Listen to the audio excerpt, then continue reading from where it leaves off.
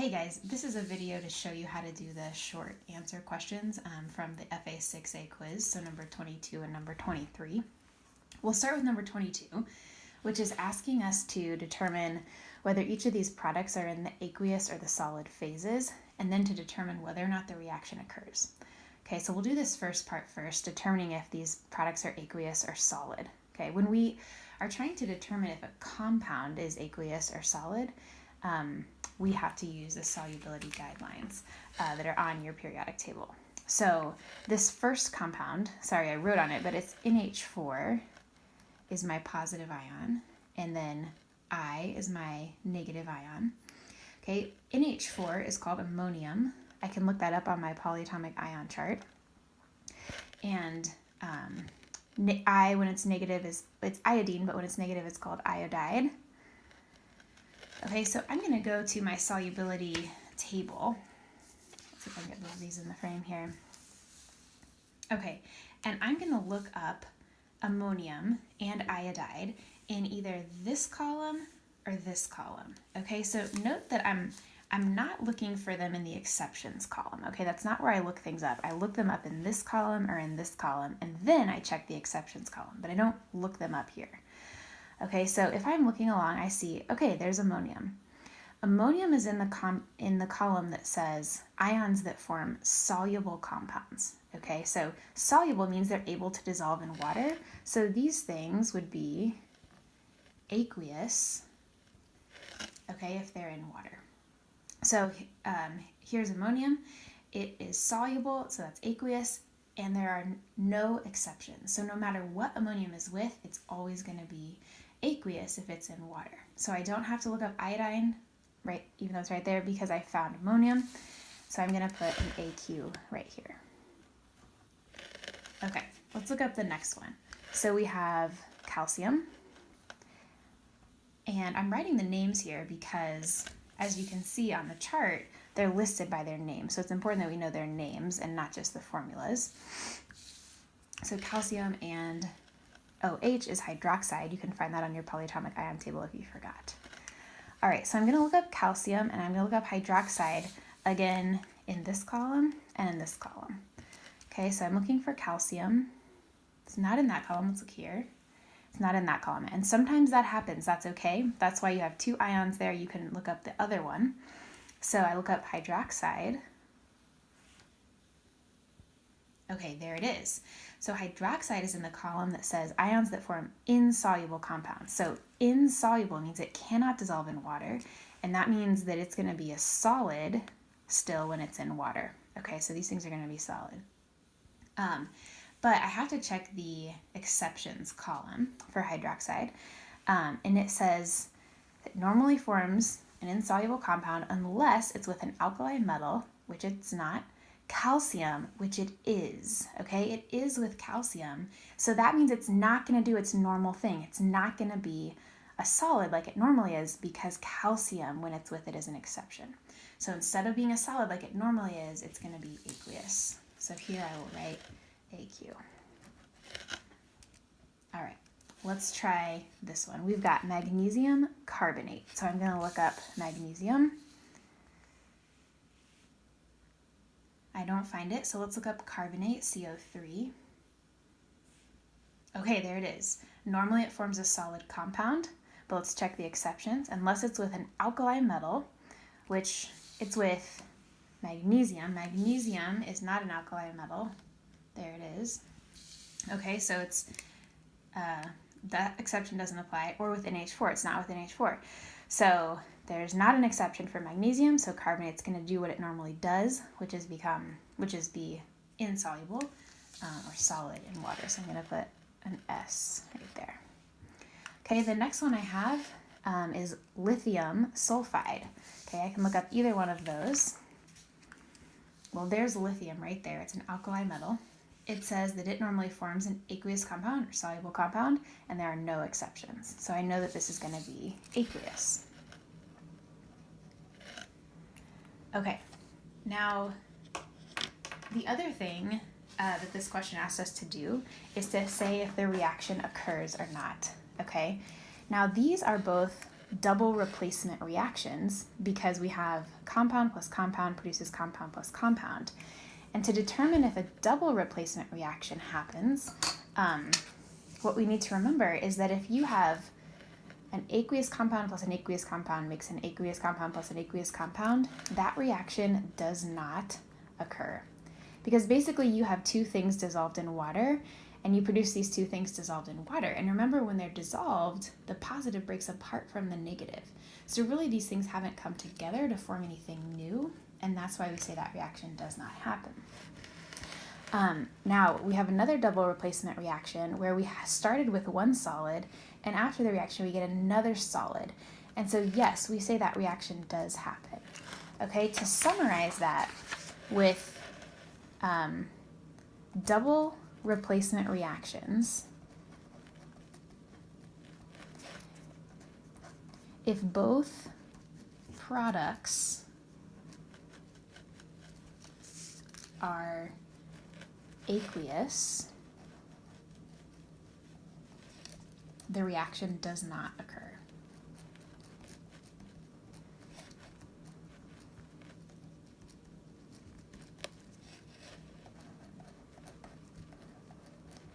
Okay, that's with double replacement reactions. Remember, we have a different rule for single replacement reactions, which is to check that activity series, right? Okay, so that's the rule for double replacement reactions. And so we can see, all right, we have aqueous product, so that reaction does not occur. Aqueous product, solid product, so that reaction does occur. And if we had two solid products, the reaction would occur as well. Okay, let's go ahead now and go on to number 23. So when I look at A for this first problem here, I notice that I have 2 golds, 3 oxygens, 1 gold, and 2 oxygens. So I know that it's going to be, I'm going to have to do something to both of these oxygens because one's a 3 and one's a 2. So I couldn't balance it just by putting one coefficient here because I'm never going to get a multiple of 3 because that's an even number. So what I would probably do is say, okay, I need 3 of these and 2 of those so that I have 6 oxygens over here and 6 oxygens over here. And now I just have to balance my golds. Over here, if I have 2 of this compound, I have 4 golds. And so then over here, I would need to put a 4, okay? That one was relatively easy. These next two have a couple more tricks. So this first one, this combustion reaction, remember the trick to these is to balance in the order, balance your carbons first, then your hydrogens, then your oxygens. So I'll get a little tally going here, reactants, products. Okay, and so I'm first going to balance my carbons. Okay, so I have 6 carbons here and I have 1 here. So you can do this either way. You can put a coefficient here of 6 so that now you have 6 carbons, 12 oxygens right there. Or you can go ahead and write out your 6 carbon dioxides, whichever you prefer. So I have 1, 2, 3, 4, 5, 6 now. Okay, and then I'm going to update my table. I guess I should have started with my table first, but I'm gonna do it now. So on this side I have 6 carbons, 6 hydrogens, 2 oxygens.